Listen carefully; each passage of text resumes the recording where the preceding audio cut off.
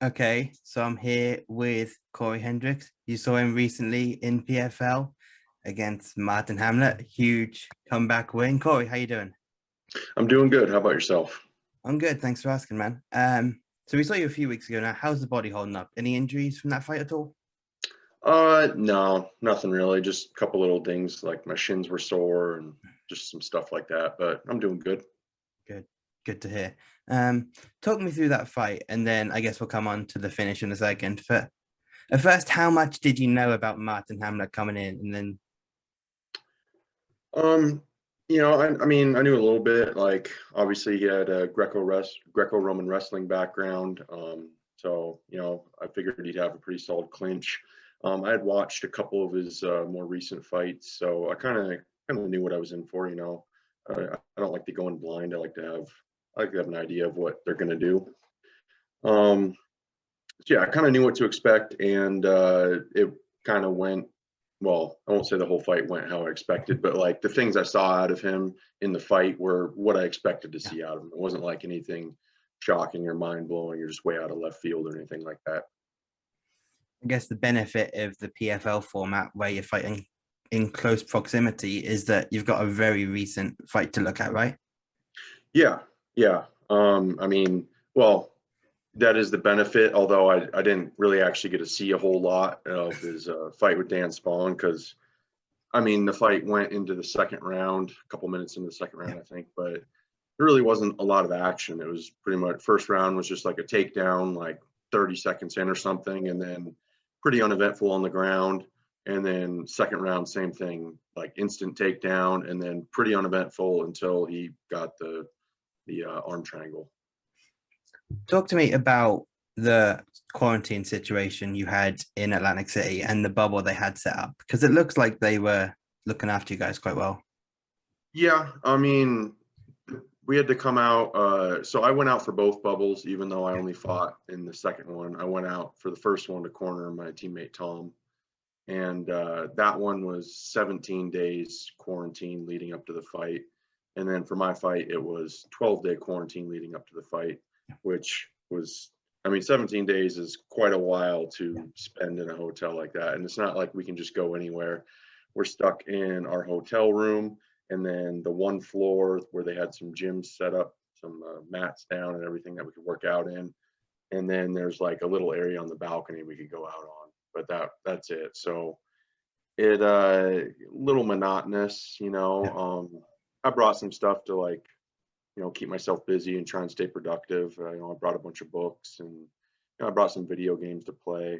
Like the bubble, it was kind of annoying, but it's not the worst thing ever. Like I don't mind some alone time and got some good reading in, played some video games and got some good training in.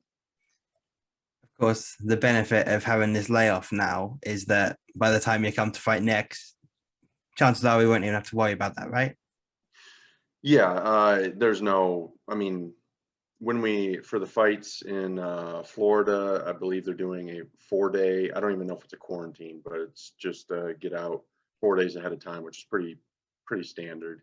So I don't know if they're gonna like be real strict about where you can and can't go when we're out there or whatever. But yeah, it's a lot better. It's pretty normal. So let's talk about the fight now. How hurt were you in that first round? Um, Not that hurt. I mean, like he hit me. It was like he hit me with the solid punch. I threw a naked leg kick with my head on the center line. This dumb move on my part, and he took advantage of it. Hit me with a solid punch. Um, I mean, when he hit me, I was just like, "Wow, that was hard. That kind of hurt. Like, don't do that again." And then he swarmed me and landed a few other good ones in there. Um, I mean, watching it, I guess I look a little bit more hurt than I felt. I was never like out of it or anything. I was pretty aware the whole time.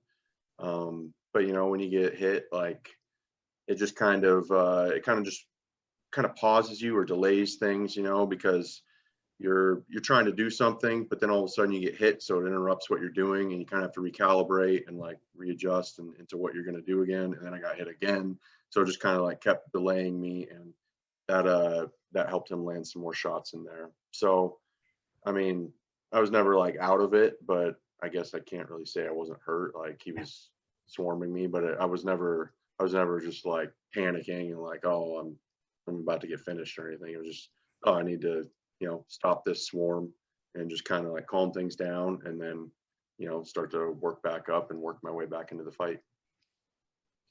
So coming into the third round, in your head, you know you're down 2 rounds. In your mind, what changed there? Is it something in your mindset, or was it just a matter of being patient for the whole fight and waiting for the right opportunity? Well, I didn't think I was down 2 rounds. I believe the judges had me down 2 rounds, but I thought I won the second. And Right. watching it back, it is close, but I still think I won it Yeah. because I think damage is the most important thing, and I landed more in the second round. He controlled more of the round by holding me up against the fence, but I mean, I don't. Who cares? Like that doesn't do anything. Like he's not doing damage. He's not. Yeah, it's just holding there. He was like kicking my shin, which did nothing. And I mean, he had a few like little pitter pat strikes in there, but I had thought I won the second round Yeah. in the fight. I knew it was close. I knew it was close enough that I couldn't like bank on that. So like in my mind, I still thought I needed a finish just because I don't trust judges because most of them are just terrible and suck at their jobs.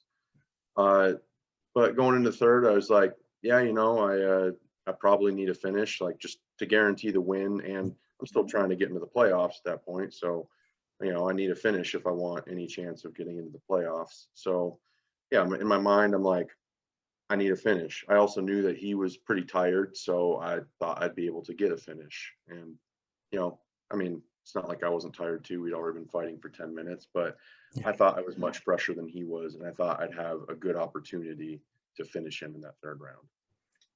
So just talk us through that finish a little bit from your perspective then.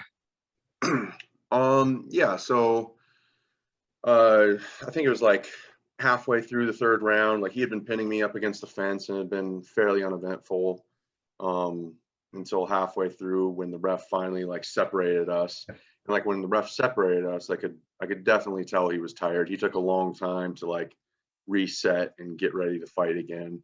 I was just good to go. So I forget the exact combo I threw, but I threw a leg kick that kicked out his leg and he fell down. And then I think he kind of shot into me off of him falling down, and I landed 2 punches, and then man, I'd have to watch it all again, but yeah, I forget how he ended up back on the. Oh, I remember. Yeah, he came in. So he came in, tried to clinch with me again, and the whole time he had been clinching with me, I was never able to, or what, prior to him pushing me up against the cage, I was never able to get an underhook. I only had an overhook until we got to the cage. This time I was finally able to get an underhook, and I kind of was able to use that to get a little bit of a trip there and get him down to the ground. And the whole fight, I had wanted to be on top of him on the ground. I thought if I was on top of him on the ground that I could beat him and I could finish him. So that was something I wanted the whole fight. If we ended up standing up, I was fine with that too. As long as we're standing up at range, I thought I could beat him there too. But if I could get on top of him, I felt pretty confident. So finally able to get on top of him there and landed some good strikes. And I could definitely tell he was tired. He wasn't very scrambly at that point. So first I was like, going for like a TKO, and then I think I got a cross face, and I was like, oh, I might be able to get under his neck here, but I thought it'd be tough just because, if someone's on your back, it's hard to sink in the choke if they don't want you to. So for a second there, I was like, oh, maybe I'll get the choke, but then it just kind of position shifted, and I was like, oh, I don't think I got it. So I went back to like, I'm going to finish with this strikes, and so I was trying to end up on top of him again, but I believe I ended up on his back, and I think he was kind of on top of me, and was like again thinking like I don't think I'll be able to get the choke just because it's easy to defend a rear naked and just stop someone from getting their arm under your neck. So I was actually working to get back on top. I was trying to free my bottom leg out from underneath him so that I could scramble and get on top. But I started to work it out, but before I could get it all the way out and come up on top, he kind of shifted the position. And when he did, that allowed me to sneak my arm under his chin. And At first, it wasn't super deep. It wasn't. It was more across the front here instead of all the way and like pinching the carotids. So at first, and I also didn't have like a good grip on my bicep. So at first, I was like, I don't really have it, but I think I can still just kind of muscle it and finish it, and just kind of get the air choke there. So I started doing that, and then he went to one side, and that allowed me to kind of readjust a little bit, and then he went back the other way, and that allowed me to sink it all the way through. And then as soon as I grabbed my bicep all the way with my arm in position, I was like, all right, I got this. I just got to squeeze, arch my back, all this stuff. And yeah, and then I got the finish.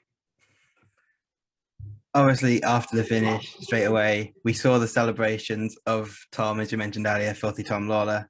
Talk about him and your sort of friendship with him, because obviously he's retired now, and he just seems like such a character to be around. Yeah, no, Tom's a great guy. It's he's fun to hang out with, and yeah, it's always entertaining. Yeah, and I mean, there's a lot of I'm not the most like outgoing and I don't know, personable person, character as much as he is. So like, it's good to have fighters out there like that are entertaining and bring a lot more to it. Obviously, he's got the pro wrestling that he does, so he brings some of that over. Yeah, it was good to fight on the same card as him. That's the first time we've ever fought on the same card. We've been trained together for I don't even know how long now, 5-6 years. Like, spent a lot of time training with him, so it was good to fight on the same card as him and to both get wins, and especially on his first retirement fight. So it's pretty cool. So we saw obviously the celebrations there. Like I said, no crazy stories of you guys that night? No, we I mean, we had to fly out at like, I think we had to be down at the valet at like 5 the next morning to like leave for our flight. So we just kind of it was nice to finally be free. Like, after the fight, we weren't like confined to our room and the training rooms. We were actually finally able to go out. So we went down to the casino and got some food and stuff, and then finally went out to the boardwalk and out to the beach that we'd been staring at for a few weeks, but we're never allowed to go to. So yeah, no, it wasn't anything crazy. It was just nice to just celebrate the wins and be free. So, any chance of you following him into pro wrestling or not? I don't think it's for me. I'll just support Tom in that, and yeah, let that be his thing. I don't think I'm that type of guy. Talk to me a bit about the training room at Syndicate then, because it seems like you're getting a good group over there now. Yeah, I mean, we've had a ton of good fighters for a while. We got great coaching staff. We got John Wood, we got Mike Pyle, Frank Meir. We have the Shabiro Bros doing our jiu-jitsu. We got Matt Jelly. Who else? Johnny Parsons teaches our Muay Thai. We got a ton of good coaches, and then there's other guys who come in more periodically. We got like John Gunderson and other guys stop by every now and then. And yeah, we got a lot of good coaches, a lot of good guys. Good solid group there at Syndicate. What sort of improvements in your game, maybe recent, maybe from a few years ago, because you've been there a while now, haven't you? What improvements do you put down to that group of guys in that gym? I mean, most of them, because I moved to Vegas, and Syndicate's the only gym I've trained at in Vegas. I moved to Vegas pretty early on. I mean, I was still an amateur when I moved down. I'd been training for like, I think 3 or maybe 4 years before I moved to Vegas and went to Syndicate. So I mean, I've been there at Syndicate longer than I haven't. So yeah. I mean, I got my basics and all that trained up back home, and then yeah, when I went to Vegas, it's just been building off that, fixing any mistakes or bad habits I had, and then just trying to improve all areas. So I mean, it's not that I can give like all the credit to Syndicate, because I mean, I did train elsewhere before, but Syndicate I wouldn't be the fighter I am without Syndicate. Yeah. And obviously being in Vegas now, you're originally from Pacific Northwest, right? Yeah, Washington State. Yeah, so it's not too far for you to go back and forth No. either, is it? That was one of the things that made it a little bit easier to move to Vegas. Is it's Yeah. like I think it's a 2 hour and 15-minute flight from here back home. So it's pretty easy, pretty cheap, pretty quick. So you finished the season with 4 points with that third round finish. Wasn't quite enough for the playoffs. So talk about that situation you're in with only having one fight to try and get to the playoffs. Does it take the pressure off a little bit because you're not expected to reach the playoffs, or does it put more pressure on you, thinking like, I need to finish him? Um, you know, I don't think it affected it real too much for me because I mean it made it a little bit harder for me to make the playoffs. Yeah. But there was a bunch of guys who were in the same boat who had the previous fight but lost. So, they're in the same boat as I was. Um, I mean, at the end of the day, like it's just a fight. Like a fight's a fight. So I was looking at it more of like with any fight, I always want to get the finish and get the finish as fast as possible because the sooner I finish my opponent, the less opportunities he's going to have to capitalize off a mistake and beat me. So I always try and finish everyone as fast as possible, regardless of if it's for making the playoffs or not. Obviously, you're fighting tough guys, so it's not always possible to get the finish or get it quickly, but that's my goal. So I kind of just went in with the same mindset. I was like, I'm looking for the finish so I can make the playoffs, but I'm always looking for the finish. So it didn't, I don't think it really changes my mindset about it at all. And obviously, we had the situation where you getting that finish actually knocked Tom out of the playoffs. Yeah. Obviously, Tom was retiring, so I assume that's obviously he wants you to win as well. But was that a little bit strange? Um, no, because at that point, I mean, I figured someone like Tom had 3 points. I figured 3 points wasn't going to be enough to make the playoffs anyway. So it wasn't really in my mind like, oh, because I got this finish, now Tom was going to make the playoffs, but now he's not going to make the playoffs. And even if I hadn't fought at all, like if you just take my fight out of it, he Yeah. still wouldn't have made the playoffs. So I don't feel too bad about it. So, what do you think about that format then with the playoffs? Because it's pretty unique still.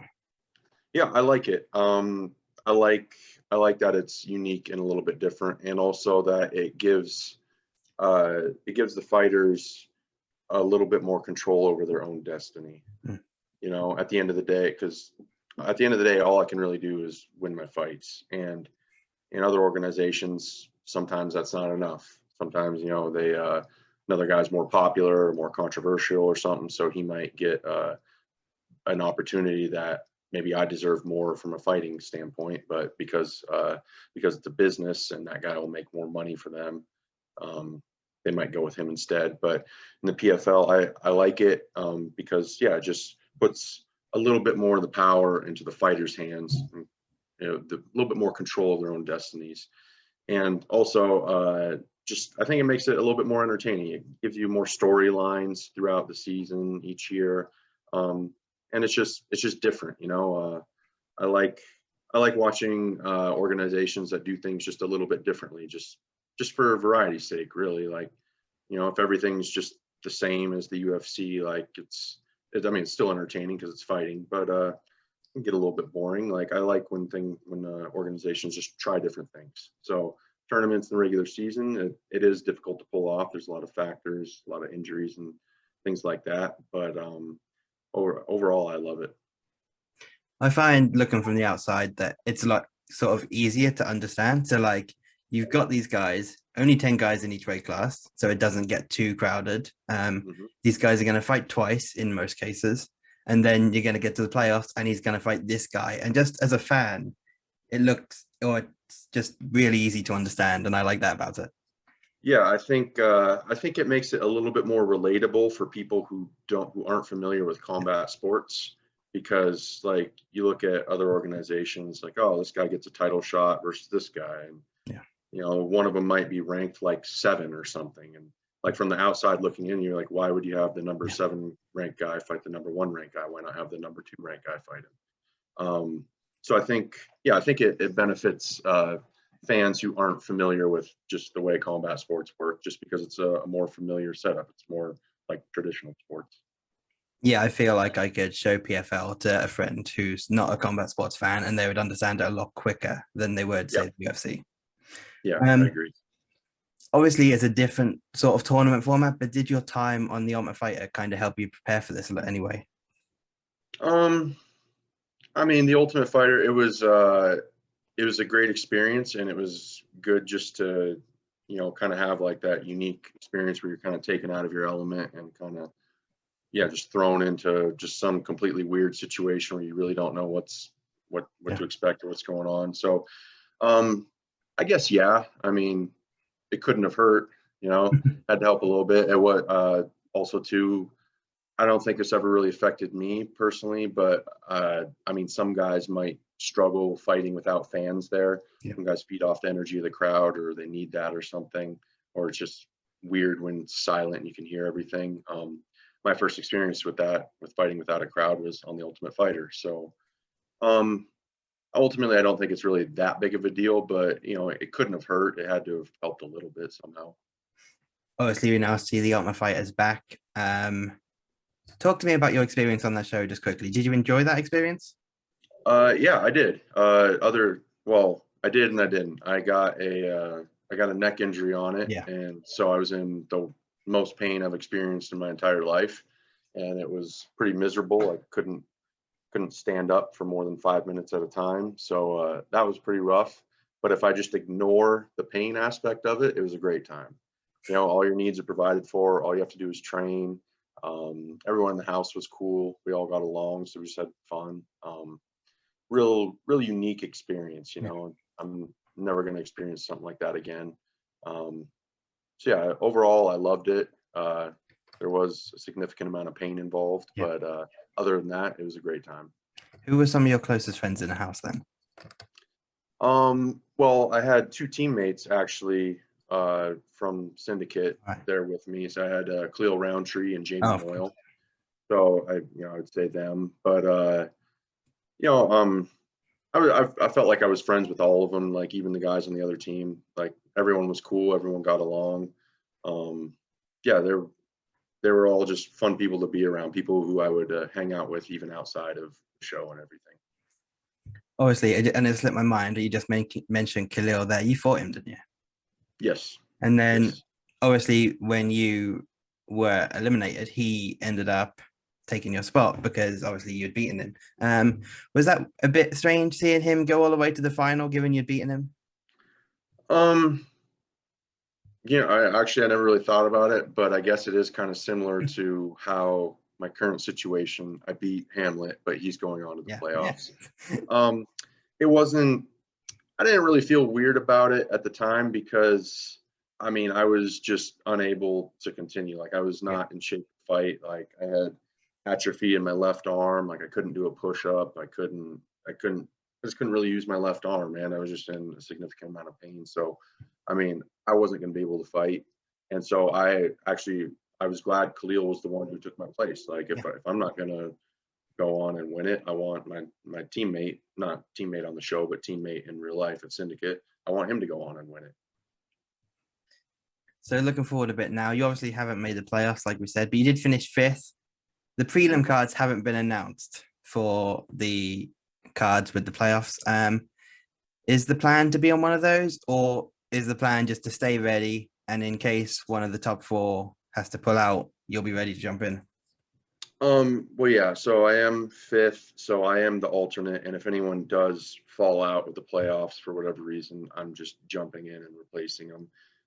There is a possibility that I might have a fight on the undercard too, and then if if someone falls out, they'll just bump me up into the playoff fight instead of that. But we kind of have to wait and Yeah. see what PFL wants to do and how they want to handle it exactly. So looking from the outside, who do you think has the edge in the playoffs? We obviously got Antonio Carlos Jr. versus Emiliano Sordi and Cesar Ferreira against Martin Hamlet. Talk us through that a little bit.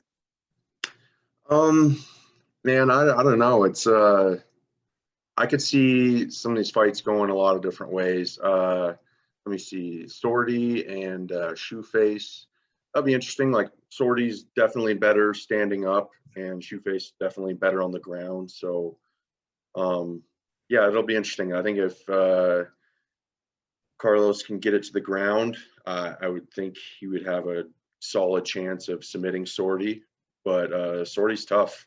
You know, he's real good on the feet. I could see him giving Carlos a lot of problems there and just keeping it standing. And I could see him getting the finish standing up. I could also see him getting subbed out if it goes to the ground. I don't really know. I don't really know who I would pick in that fight. Then the other fight, Hamlet versus Fahea. That's another interesting matchup. I guess I would probably lean towards Caesar in that fight. Got a lot more experience. I feel like he's more well-rounded overall. But Hamlet's big and strong, and he hits hard. I learned that. So I could see that one going either way too. I feel like the tournament's really up for grabs.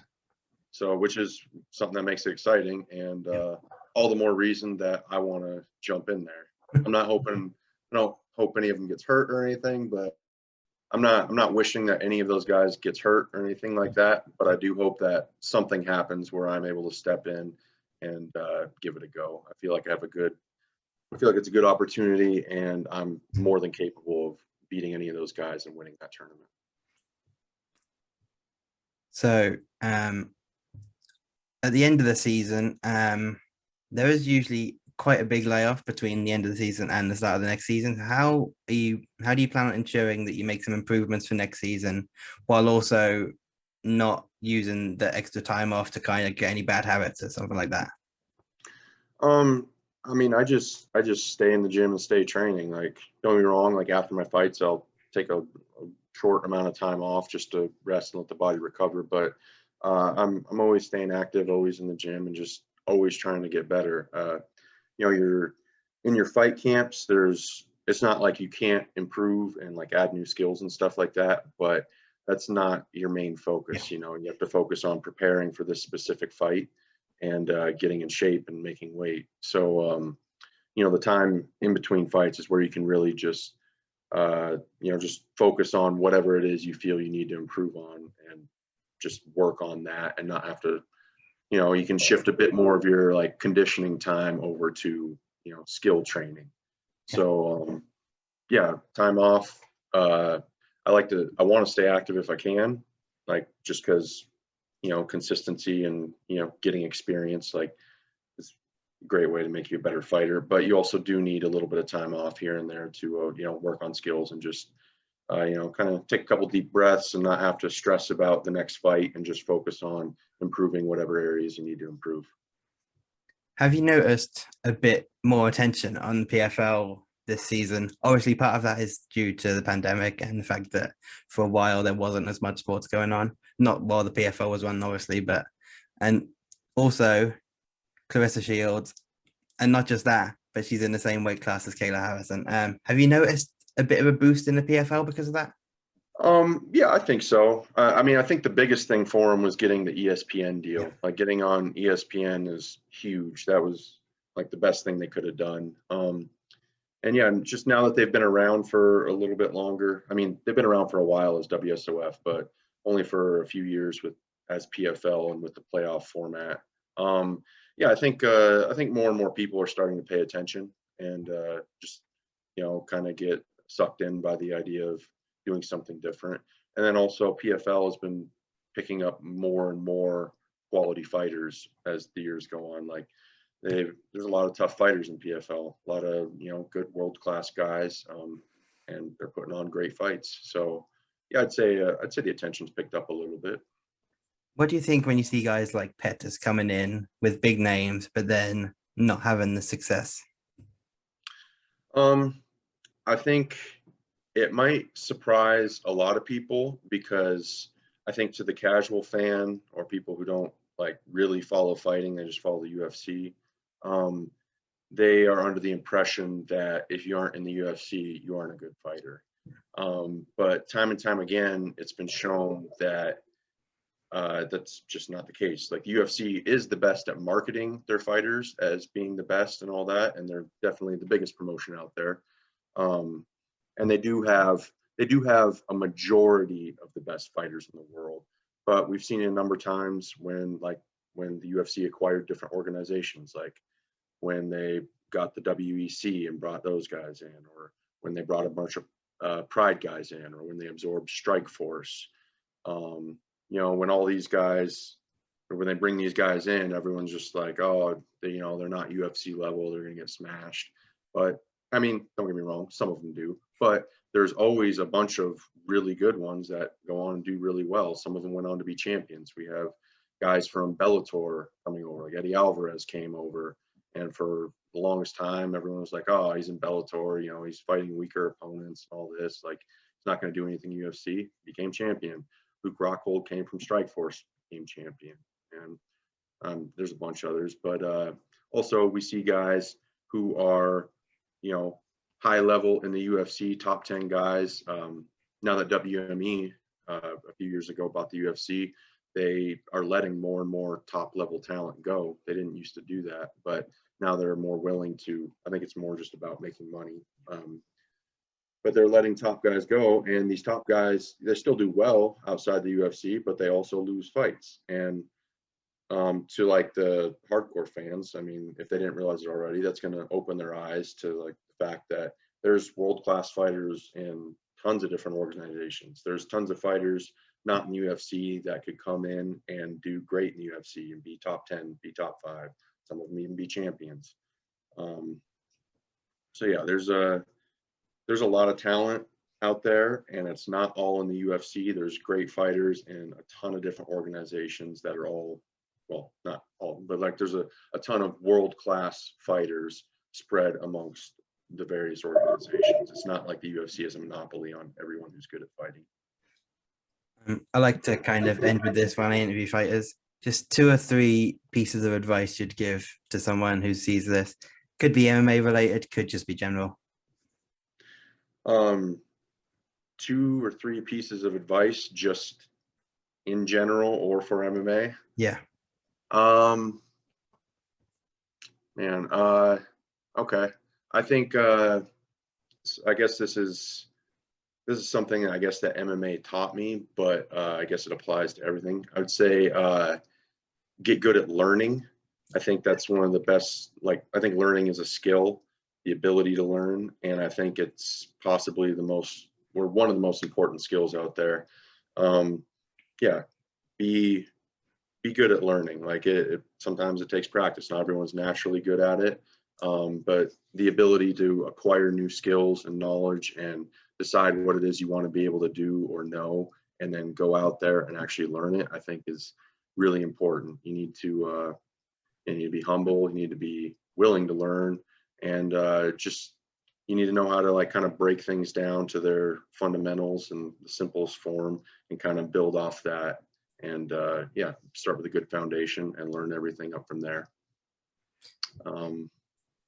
Yeah, I think that might be my best piece of advice, I guess. Yeah, that's fine. Yeah. Just one question. Everyone I'm interviewing this week, I'm asking this. Conor or Dustin this weekend, how do you see that fight going? Man, to me, it's a toss-up because they're both really, really good fighters, both world-class, 2 of the best lightweights ever to fight. I'm really looking forward to it. To me, I mean, it all just really comes down to the adjustments that they both make.